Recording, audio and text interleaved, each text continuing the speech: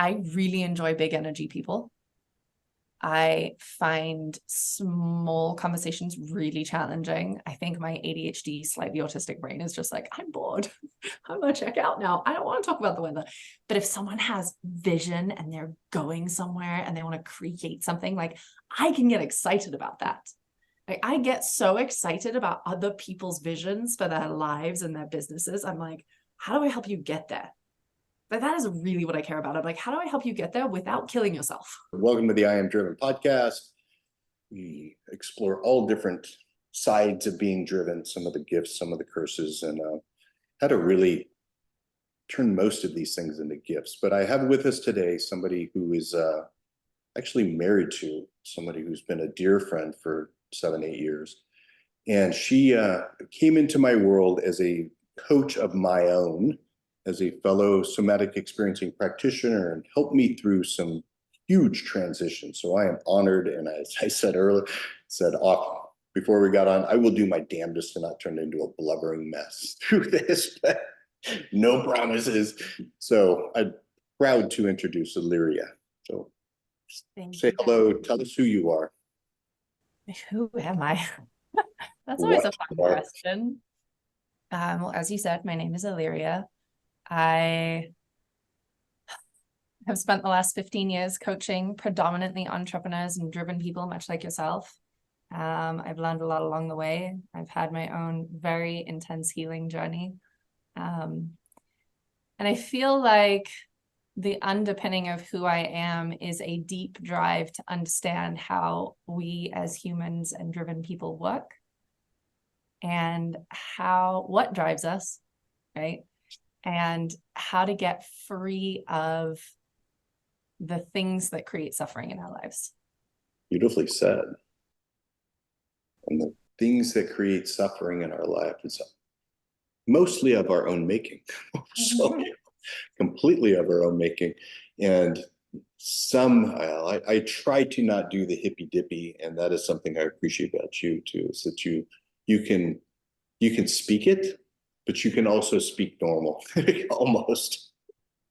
I think the thing that I love the most is that bridge between the scientific and the spiritual, right? Because I can't remember the quote exactly, but it's like all magic is essentially science that hasn't been proved yet, right? And so for me, I'm like, there's always a correlation, there's always a bridge, there's always something that makes it tangible, understandable, relatable, digestible for people.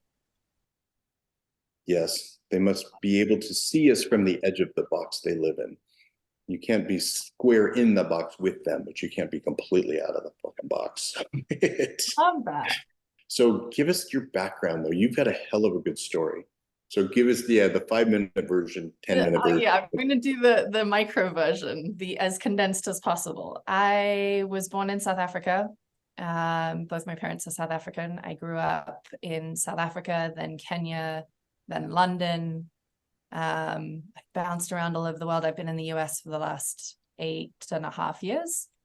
I had a reasonably wonderful childhood with a few hiccups and a bit of abuse, and that led to me kind of dimming my own light, going down the path of drugs, alcohol, partying, all those fun things in my late teens and early 20s. And somewhere along the way, I had this funny moment where I was at a festival and I was dancing, and yes, I was on drugs, I was on LSD, and I had this funny moment where I was like, who I'm being in this moment is who I think I actually am. This is the me that was like the 5-year-old, innocent, pure light, lots of joy, lots of energy version of me. And I looked at the rest of my life and I was like, I don't know who's walking around in the rest of this experience, but there's a gap and I need to figure out how to close that gap. And that sent me on a very, very long path, becoming a yoga teacher and a meditation instructor, and then a coach in various different fields, predominantly business coaching and mindset coaching and things like that, while I went on my own spiritual journey. It started with a deep dive into one of my teachers during my first yoga teacher training was a Vipassana instructor, and sent me off on a on my first 10-day silent meditation when I was about 21. And on day 3 of the meditation, and they warn you, they're like, this gets challenging at day 3 and 4. It's usually when people want to leave. Sit tight, it gets better. And on day 3, they changed the instruction and they're like, notice the sensation in your body. And I'm like, okay. And I can notice the sensation, but then the sensation starts to get very intense. And I'm like, I have this funny thought. I'm like, I think I can feel the atoms in my body vibrating. And it got so intense that when we got up for lunch, I thought I was going to like disintegrate. And I went into the bathroom and I sat down completely sober, and my whole being, from what I can remember, exploded into light. And there was no bathroom anymore, and there was no me. And I had the most profound experience of what I truly am, which is nothing. And then for the next 7 days, I sat on my mat in complete stillness. And if you've ever done a 10-day silent meditation, you know how incredibly difficult that is. And I had people come up to me on the 10th day and be like, how in the world were you sitting so still? And for 7 days, I was in a trance, and I just had like what I think of as God speaking to me about everything and showing me everything. And that was kind of the beginning of the end. And after that, I was just on this quest of like, okay, I've got to figure this out. I have to figure this out.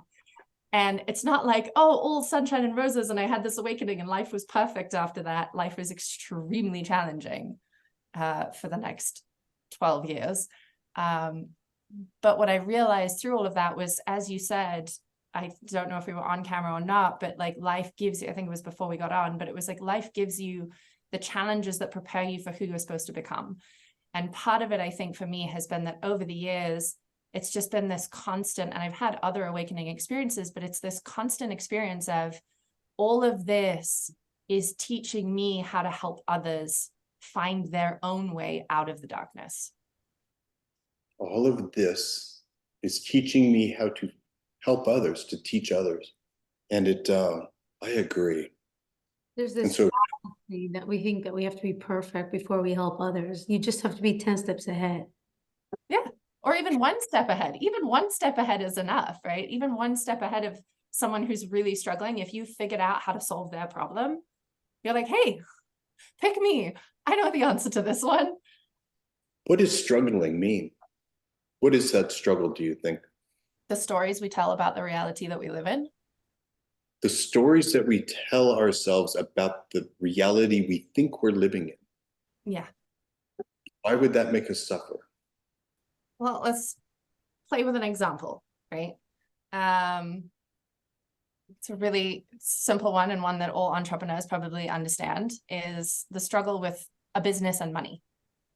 And when business suddenly isn't doing well, or the money isn't there, we have this story that like all of our biggest fears come up of like, well, what if this, that, and the other? And we go down the rabbit hole of all of the doomsday scenarios that could possibly come from it. And part of that fuels us to solve those problems before they happen, right? But I term that disaster baiting. yeah, I love that. And it is, and there's many reasons that we do that, right? Most of it is a survival instinct. Yep. But it's, if we stay stuck in the story instead of seeing just the facts, right? The facts that are here now, not the facts of what might happen tomorrow. The fact is, okay, you still have, like, let's say the business has enough to get through the next 3 months, but the business has enough to get through the next 3 months. You're solving for what to do beyond that. But if you get stuck in the story and you become anxious and depressed, and you're believing a story that actually hasn't, in something that hasn't happened yet. It's just something you're telling yourself. My tagline about meditation is actually the practice of escaping into reality. Mm-hmm. I like that. We become more clear about reality and not seeing in the confirmation bias of our own emotion. Then what? Well, I think you say emotion, but I think there's something there, is that a lot of the time the stories we tell ourselves is us trying to avoid the emotion. Like we tell the story and we have an emotion, and then we try to fix, right? Now I'm anxious. What's the thing I'm trying to fix to avoid the anxiousness? Correct. Instead of just being, because the anxiousness is what's here right now. It's like, can I actually just be with the emotion, with the experience that I'm having?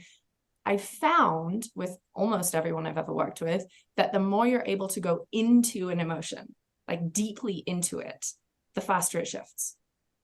Because you start to see it for what it is. It's just energy. It's energy in the body moving at a particular frequency. You can feel it. Like, I'm anxious. There is a ton of sensation somewhere in my body.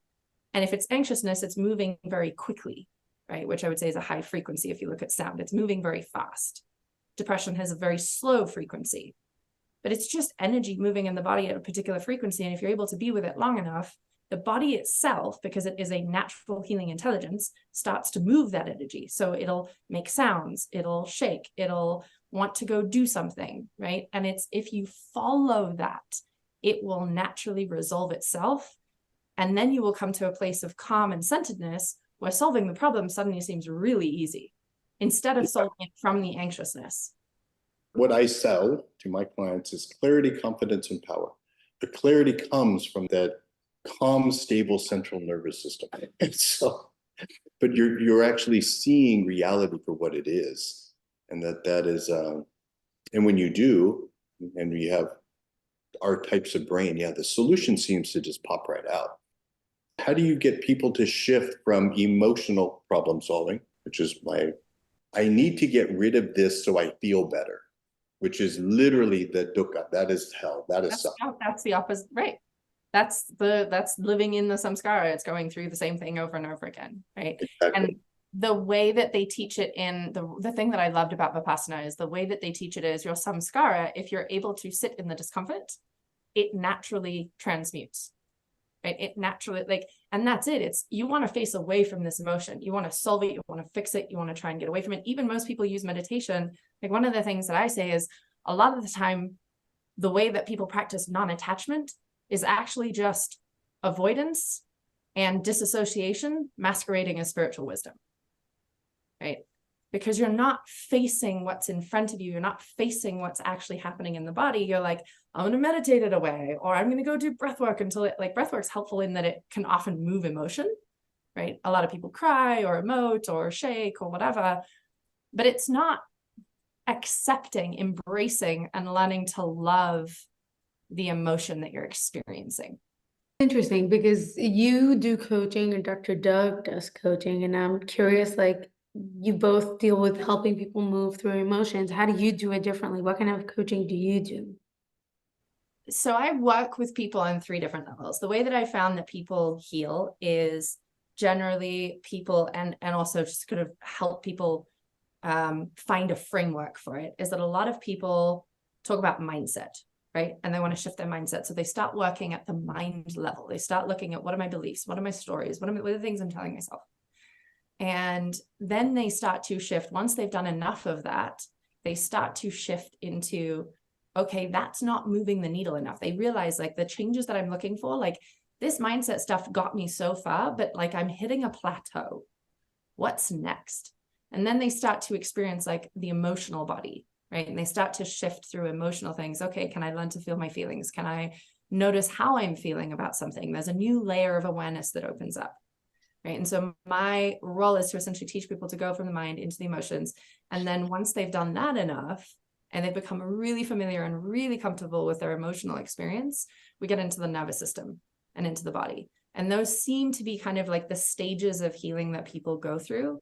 However, some people are able to do all 3 simultaneously, right? Some people have enough awareness of their own body that they're able to really do all 3 simultaneously. For some people, that's really natural. For other people, it actually takes walking a particular path and going through the different stages and different steps to get there. I actually haven't experienced Doug's coaching, so I don't know what the difference is between the 2 of us, but he could probably tell you. I was going to tell you to coach Doug live on the podcast and see how that goes down. So what's really interesting about that is that most of the time when I work with Doug, we don't speak. It would be very interesting on camera, but it wouldn't be very interesting on the radio.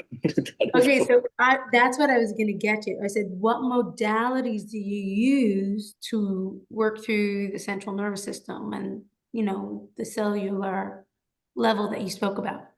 Yeah. So the process and the way that I work with most people is the way I explain it to people who are new coming into my world is that I work with people's attachment wounding, which is the thing that creates most of our personality structure. A lot of the time we're looking at like big traumas that happen in people's lives. I don't like, yes, that's important and I want to address those, but I look at the attachment wounding, which is essentially from the moment you're in your mother's womb until you are an adult. There are, and more so in the first sort of 10 to 12 years, but it does stretch.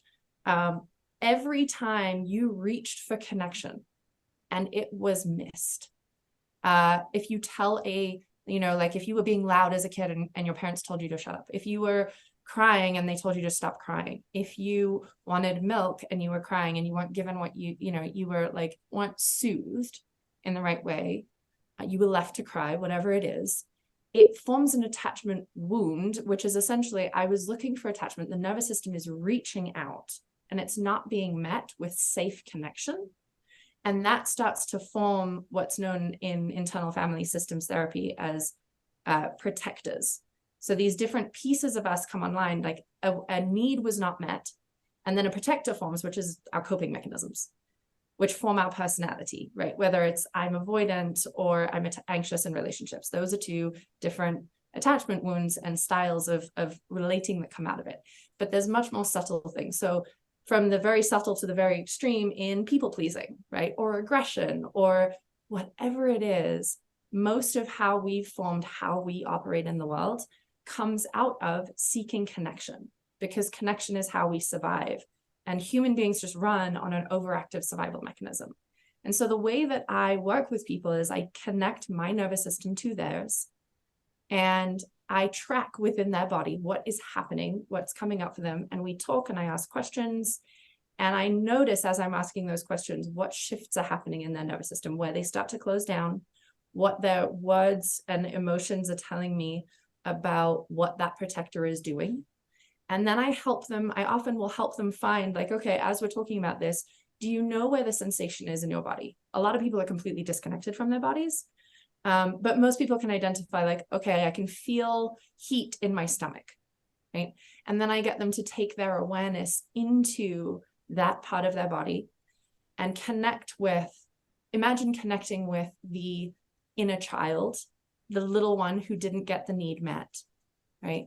And the protector, the like older brother who's formed this coping mechanism to protect them, and figure out what they need. It's kind of like reparenting yourself, right? In connection with another person's nervous system, that is much easier to do. So as their nervous system feels the safety and connection of my nervous system, that there is someone there, that they are safe and protected, they can go back into that child part and they can have those conversations and they can feel the emotions that they didn't get to feel when the original thing happened, right? So the ouch or the fear or the sadness or whatever, and that usually that younger part has something to say. It has wisdom to offer. It's like, this is what I didn't get, this is what I need. And as an adult, because you're an adult, you can provide that to that part of your body, and that tends to then liberate energy and emotion. People start crying, screaming, they feel a lot of energy moving through their bodies, they shake, whatever it is, right? Depends on the level of awareness someone has of their experience, how much they're allowing their nervous system and their body to express. The better we get at this, the more we can, as Doug says, disinhibit the nervous system, the easier it is for the body to just move everything. And once you've been doing this long enough, your body will do it all the time. Like, I wake up and my body does it. I go and work out in the gym and I yell and scream and shake and cry, and I have no story about what's moving, but the energy is allowing itself to move because our bodies are always trying to heal. It's why we get sick, right? It's not because there's something wrong. It's because there's something coming in and the body's like, I'm trying to fix it. I am trying to make you better. And so I'm going to run a massive fever to kill it. Or I'm going to, I'm going to cough so I can get this thing out of my lungs. the nervous system does the same thing with all of our attachment wounding. It is constantly trying to heal. And when we're disconnected from our bodies, when we're not aware of what's happening, we shut that process down. And then that can lead to physical illness and injury as No, well. that's where the narrative comes in. So I have a sensation, whether it's known or not, usually unknown or just unaware, and the narrative begins, and I just solved the narrative, then I won't have to actually go to the body ever. And you get stuck in those loops, and I believe, because of the neurodiversity or neurodivergence, whatever you want to call it, of drivens, we don't have that as an option. The executive function in the brain is really believe it or not, and I say this to drivens, and it's really quite remarkable. And I'm studying extensively what this executive function is, because I don't have one apparently. It is a monkey in your head that is the primary decision maker for all things. It is the one in your head. Yeah, I can't imagine. Like, what the hell? And it is, they have one primary voice and maybe a little bit of competing monkey or two on the other sides of it. They don't have this screaming shit show of circus in their head. Are you sure? I am sure of this. I can't fathom a world like that. How simple it would be, but you see how, but they believe the narrative of the primary monkey, and it makes them highly susceptible to, that's a meme I saw the other day, that the sheep, it makes you highly susceptible to a narrative being pitched to you. And if the narrative suffices to keep you out of fear, you'll cling to that narrative. And if you just wear your mask, or you just don't take don't take the jab or whatever, then I don't have to be scared. And all of that is an excuse. And drivens, because of our multi-thinking, monkey minds, we just don't have that as an option. So we eventually, and I think, we're designed to live in a trauma-based world. We're also designed to heal from a trauma. And so I think we're both in that same realm of dealing with people that don't really have a choice. I mean, we have to eventually get into the body, or we get sick, or our addictions destroy us. And I think that's also because part of it is just a neurological difference, but part of it is also because our traumas or attachment wounds are the things that, some of the things that make us driven in the first place. Say more about that, because this is, I could have called the book, the shame-based personality type or the trauma-based personality type. And, Peter Levine calls us globally high actives, our early schizoid wounding pegs the, gas pedal down, and we never slow down, because God forbid if we ever slowed down, we'd actually feel how alone we really are. So it's yeah, you hit the nail on the head there. It's the aloneness, right? It's when we had enough attachment wounding that connection was something that we learned a particular way of getting connection. Whether it was, if I perform well enough, then I get an I'm proud of you, and I get a hug, and I get whatever it is that was missing. Or whether it's, I didn't get any of that anyway, and I'm just gonna, it's a reaction to something that's trying to meet the need of connection. That's all it is. Like, it's an overactive survival mechanism, and our primary mode of survival is connection. And so if I accumulate enough wealth, I'll be safe. But then you have billions of dollars and you're still accumulating wealth because you still don't feel safe, because it's, what if I lose it? And what if I lose my social status? And what if I lose the respect that I have? Well, then you're losing connection. But it's not real connection. You've falsified a sense of connection. But it's the same as, like, if I build this thing, I'm trying to prove something, whether it's I'm still trying to get mommy and daddy to say I'm proud of me, or whether it's something else, or whether it's I just need enough money to feel safe. And until we heal that, it's not, and I think that some people are afraid of healing it. Yeah, I wanted you. Well, my power goes away. The thing that's driving me goes away. And I'm like, it's not true. And I speak to that all the time, because I get all these guys, typically men, come into my world, and I don't want to give up my fear because I won't be successful. You will double your power, or more. Literally, or more, it's a 10x.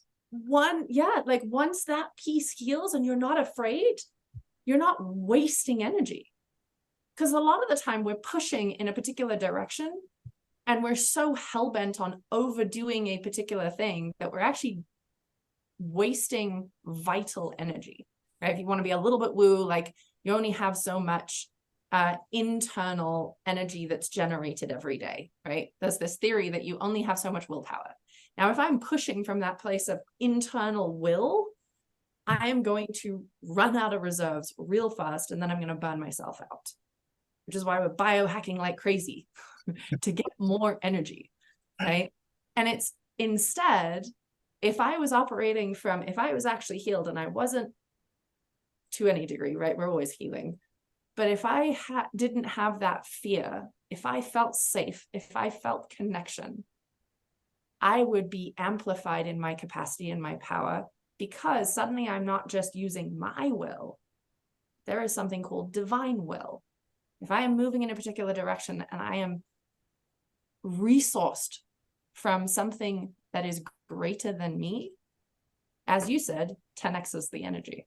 It's a hard thing for, you know, one of my other teachers, Steve Hodgkinson, great guy, but he always said trauma is untapped potential. Yeah. I really like that. When I sit with my leadership teams these days and I try to figure out their core focus, their mission statement, I just look at the visionary and I say, who hurt you when you were 7? I just go straight to it, you know? But it's fascinating what you do. So is it, you mentioned something about somatic. Is that the modality that you use? Yeah. So somatic is just essentially body, right? Nervous system, body. Can I help you become aware of your own experience inside your body so that you can heal it, so that you can disinhibit the nervous system and allow it to heal itself? That's the other thing I always joke about. There's 100 million years of organic healing intelligence in the body, and I have 55 years of it up. So it's really about learning how to get out of the way of the body. Would you say that's true? Yeah. It's learning how to take all the protectors that have created all of these structures that say I'm not safe, and go, okay, but if I was safe, then I could relax. And if I can relax, my body can heal. That's it. It's that simple. It sounds very simple. It's not easy. Yeah, it's the conundrum I put people under is, you know, this magic quest for safety that they're on, you know, and safety is actually, it's not a feeling, it's a state of being. And we are always where is safety? Where is safety? Safety is one place. It's right here and now. And in this present moment, we are safe. Mm-hmm. Yeah, but, and that yeah, but to jump out of the presence and that is why I teach meditation in the very specific way that I do. It has to be practical and applied. And I've yet to get Alyeria behind a gun. I would love to get you behind a gun. That would be Fun. a lot of fun, because it is this mystical third thing that you're talking about, this power greater than yourself, as they say in 12-step. How do you know somebody's actually tapping into that? It's a great question. I'm not going to say that this is their whole experience, but when someone is primarily tapped into that as much of the time as they can be, there's an aliveness that comes online. There's this feeling of like the little kid is back.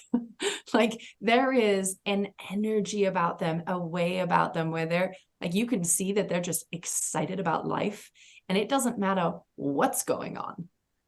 Right. And there's also a self-assuredness of like, I'm good. Like hitting the fan, but I'm good. You know it in your knower, and that knowing, that deep knowing is and I will get you behind a gun, because it's oftentimes when somebody actually touches it for the first time, they don't know what to do with it. And I've watched more people run away from the gun. Just like exuberant, like Labrador crazy, like, you know, a black lab just loves life and wagging tail, and that amount of energy in their body. But then it's the class, if you had that much energy all the time, how successful would you be?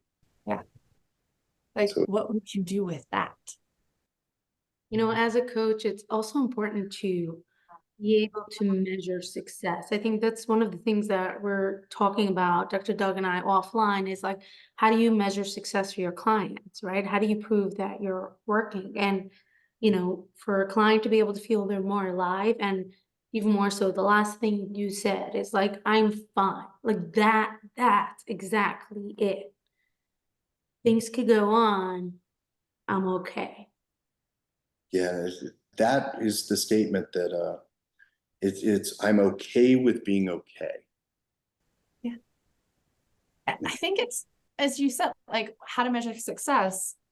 The thing I find is I try to help people have more awareness of how far, because what I've noticed is that most people on this journey get 6 months into doing this work and they're like, I feel like I'm not further along than I was. And yet when I actually look at it, if I help them truly look at it, they're like, oh my God, I've come light years. Right? But how do you measure that? For me, it's, I help people look at the 4 quadrants of their life, like what do you, health, wealth, relationships, and spirituality, or relationship to self, right? And in those 4 areas, where were you? Where are you?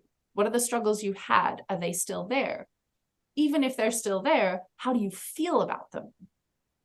Are they creating the same level of anxiety? One of the things that goes away when you really tap in, as you know, Doug, when you see that someone's tapped into that thing that's bigger than themselves, decision fatigue goes away, right? Entrepreneurs are plagued with decision fatigue, but it goes away because you're not using mental power to make decisions all the time. So it's, how much energy do you have? What's your health doing? How are your relationships? How's your communication with your partner? With your business partner? What does that look like? Are you still triggered as when they do something, right, that used to drive you insane? Now when they do it, what happens? What's your baseline? I'm okay. Like, it's annoying. I can feel that, but I'm okay. Like, oh, cool, well done, right? Because sometimes as we go along this path, life brings us challenges to test where we've grown to. And so it can sometimes feel like we're not progressing because the challenges just got bigger. But it's how you're dealing with those challenges as they show up and how you're feeling consistently day to day. Right? Are you sleeping better? Like, how's your energy? Where are you at? Like, constant check-ins, and teaching people to become self-aware enough that they can actually notice the difference all the time. What are the daily practices that you have your clients begin, maintain? How the hell do you get them to do it consistently? I train people to check in with me a lot. So it's accountability is one really wonderful way. Yep. But the consistent practices are, you know, even if it's 5 minutes, are you sitting in stillness for 5 minutes, right? Because I think you and I both know meditation is one of the most powerful tools that we have. I've been doing it for 15 years consistently. It is one of the most powerful tools, period. Some of the other things that I really love to support people with is like, to get into the body, can you take the emotional experience you have and then move it? So I don't care if you go for a walk or you punch a pillow or you go to the gym for an hour, does not matter to me. But like, if you're just going to the gym to do a workout, you're just going to the gym to do a workout. You may not actually be feeling and experiencing this being, and you may not be able to move any energy, but you can use lifting weights really powerfully to move energy. It's okay, I'm really triggered about this thing in my relationship or in my business. I'm going to take that with me and I'm going to bring it to the gym and I'm going to think about it while I'm lifting something heavy. And then I'm going to see what happens in my body, and I'm going to notice the sensation, and I'm going to like yell because if I can feel it in my stomach, can I yell from that place? Right. And so I really love teaching people to be consistent in movement practices, because I think it's one of the most powerful tools for like really connecting with the body is, can I bring consciousness to my movement? Because most entrepreneurs have some kind of movement practice anyway. Tell me what attracted you to working with entrepreneurs. I think because I like they're crazy. I like crazy. Crazy's fun. I really enjoy big energy people. I find small conversations really challenging. I think my ADHD, slightly autistic brain is just like, I'm bored. I'm gonna check out now. I don't want to talk about the weather. But if someone has vision and they're going somewhere and they want to create something, like, I can get excited about that. Like, I get so excited about other people's visions for their lives and their businesses. I'm like, how do I help you get there? But that is really what I care about. I'm like, how do I help you get there without killing yourself? A lot of them, like the way, if we're going to do it from our trauma, we're going to run into walls. We're going to destroy our marriage. We're good. Like, I don't know how many multi-millionaire billionaires I know who have horrific relationship histories, horrific, because they don't know how to do both. Right? It's like, okay, so I have success, but now I don't have the thing that I was actually looking for, which was connection. My relationships suck. Okay, cool. Let's have both. Let's have everything. Let's get you to the goal that you have. Let's get you to the big vision, to the dream, while maintaining a really phenomenal life. And I think that's it, is that I get so excited about other people's experiences and their visions. Yeah, it's ADD, slightly autistic. That describes us well. That is, we're on not just one spectrum, we're on many spectrums. And but embracing that crazy and embracing the gift that we are is a shift that I get many people to do. Let me go there. How do you know somebody's ready? How would they know, listening to this, that they might be ready? For a lot of people, it's how long have you been doing the work for? And how effective has it been? Right? Because if someone hasn't been doing the work, like if they're like, I've never tried to change a belief, I'm like, cool, I'm not the person for you. Maybe somebody else. That's too much hard work for me. But if someone's like, well, I've been doing Tony Robbins stuff for 10 years and I've done a ton of work and I've hit a plateau. Like it's helped me. I get it. It's helped my teams, all that great stuff. But like, I have something much more. I know there's more here. I know that I'm capable of a ton more. How do I, like, what's in the way, right? Those are usually the people that come to me. They're like, I've been doing this work for a long time and it's not moving the needle enough. And they know it. They know, say more about someone knowing that they have more potential. I think it's when someone starts to get a taste of what it feels like to be connected to their soul. Right? Or they've always had this like funny inkling of what they're truly capable of, what they're truly meant for. And they just don't quite know how to figure out how to get there. They're like, I know I'm not that person. How do I become that person? Because I've gotten, like, maybe I'm a 5 out of 10 of being that person. I can't seem to get beyond a 5 or a 6. There's something in the way and I don't know what it is. Right. But it's they can feel like there's that. And I think a lot of driven people have this, some don't, but there's that inkling. And if they've been doing the work enough, they can, like, they've started to form a better connection to that higher aspect of themselves. That's like, okay, I can feel it. I know there's a better way. I know this gets to be easier. I know I have the potential to do something truly extraordinary. And I'm still playing it like middle level here. Yep. So they know it in their knower and they're beginning to do the work. And it's that's, I see that often though, that the guys come, well, they used to until I wrote Driven. And then that was because I got sick and tired of starting with people that if I can just make $10 million and get liquid, and then I can have $400,000 a year and never have to work again. And I'll be, it's like, dude, keep running. You haven't hit the wall hard enough yet. And it's that wall of awareness that there's something holding me back. And I think it's me. Do you ever get tired of doing the work? No. No. No. It's funny. I think because it gets easier. There are some days where I'm like, can I hit the easy button? Can I hit the easy button today? But something that used to take me a week to move through takes me 10 minutes now. So it's like, it's worth it. Because the things that come up, you're like, oh, that's cute. And then God hands me bigger challenges and it's like, what about this thing? And I'm like, okay, let's try that one on, right? I don't think the work ever ends. It just gets so much easier. And then it becomes fun. Then it becomes like a game. It's not like, I don't want to teach people how to process constantly. Like I got stuck in that trap. I'm like, that's a healing trap that a lot of people who get coaching get stuck in, is I have to process through this. I'm like, that's a mental game. I call that insight addiction. Yeah. They're just stuck in that insight. Oh, if I just have the final insight, then it will clear itself. And it's like, dude, you don't even Yeah, say more about that. I have to journal, I have to do this, I have to and you're like, those things can be really helpful. They're time consuming. Right, they are. I find them, I find it a tool will be useful until it's not. Right. I've got like, I use tools when they're really useful, and then I put it down when it's not. And we go through phases with all of them, but I think if you're constantly processing, you're not actually living.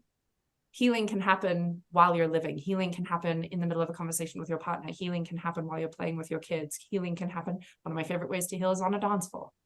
I love going out dancing. The amount of emotion that like I cry, I heal, I come home, I wake up the next day, I'm full of inspiration, and I'm ready to like kill the next day. I'm like, I am ready to run at walls, right? And I was stuck with something yesterday, and I felt a complete creative block, and it was awful. But I didn't have to process a bunch of stuff. I just went out dancing. I don't drink, so that helps. I don't wake up with a hangover. But there are so many ways that healing can happen, and it doesn't have to look painful or hard. And it doesn't have to be alone. I think that's one of the things that a lot of people struggle with is I've got to do this by myself. And it's like, no, you don't. Healing happens faster in community. Yeah, I am strongly in the camp now that you can't heal alone. You can do a lot of it on your own, but absolutely not all of it. There's so much that we need other people's nervous systems for, and it happens faster in connection.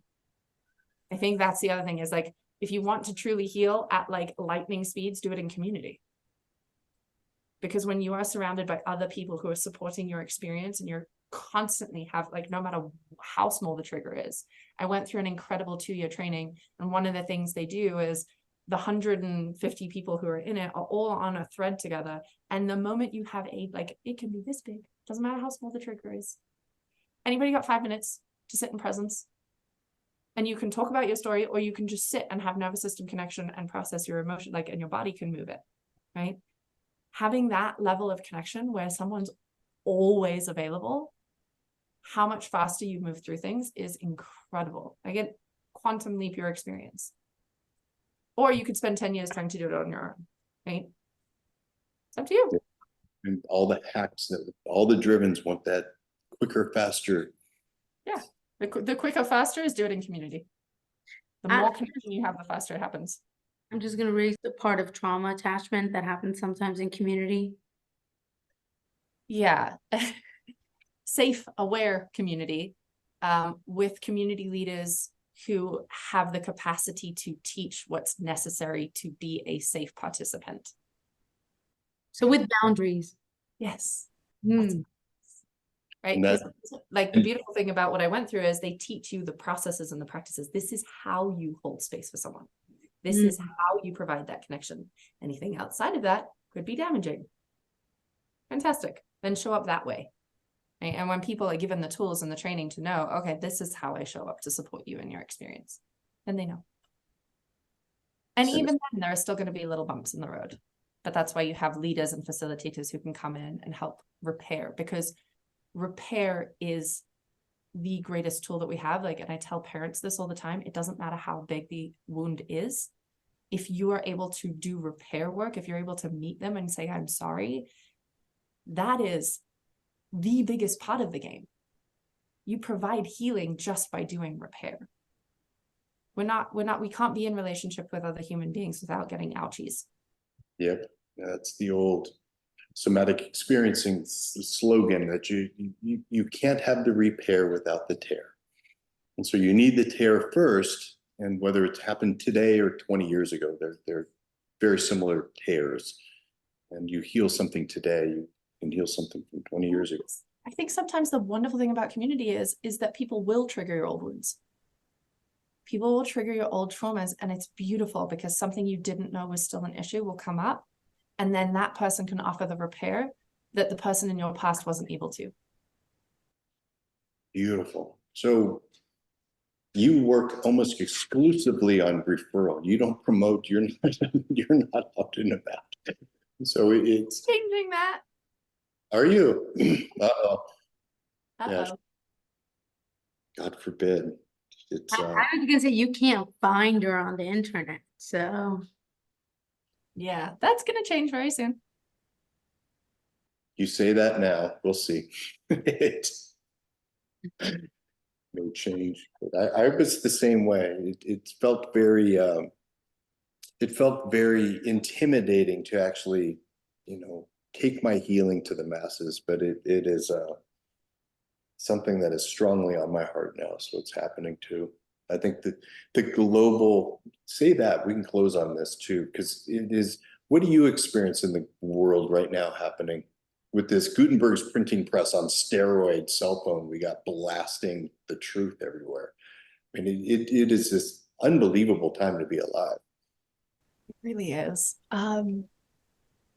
Things are just shaking. Like it's like someone took the whole thing and just went like threw it out and was like, let's see how they handle that. It's like, oh, okay, right? But with that, I think there are more people doing the work. There's more people healing. There's more people waking up. There's more people actually trying to find ways to be better humans. And at the same time, there's chaos, lots of it. But people are becoming more aware of what's in the way. And I think that's a really beautiful thing because, there's people like you and me as like who have not been out in the world promoting ourselves, who get to step up and go, okay, well, we've been doing, you and I have both been doing this a very long time. You longer than me, obviously. But we now get to take that and go, okay, here's what I got. Take it or leave it. Like, how can I help as many people as possible? Because there are people out there who are really hungry for support. And there's a lot of coaches who are just teaching them how to make money. And it's like, so unfollow. I'm like, that's great. I love that you're doing that. That's helpful, but it's not teaching people how to feel safe. And they may just create the same situations over and over and over again. It's the meme I saw the other day. When the sheep finally figure out that the shepherd that they've been following is actually eating them, they come to some awareness that maybe they need to lead themselves. It's starting to happen and it's beautiful. So as Rachel said, we can't find you on the internet. So it is by referral temporarily, I hope, but it's been beautiful to see you again. It's been a while, been a minute. It's been a minute. I have to say that girl that you're talking about at the festival, all happy, like I see her today and I cannot imagine any other version of you. I'm assuming your Enneagram is somewhere around 7, because like you will never find me this happy. So I think I've always inherently just been a happy, joyful, playful, adventurous person. But I was also simultaneously very challenged, very miserable. And like as I went through my healing journey, I think I found myself leaning more into the I'm in pain part of myself. And eventually I was like, God, this is way too serious. Could we how do we find a different way of doing this? But that's it. Like, I just want people to be liberated into more joy, more of themselves, more self-expression, more power, more pleasure in life, more of everything. More is more. Can we all just have more? That'd be great. But not from a place of needing to escape what is, right? Well said. Well said. Well, thank you for your time. This has been beautiful. Thank you. I appreciate you both.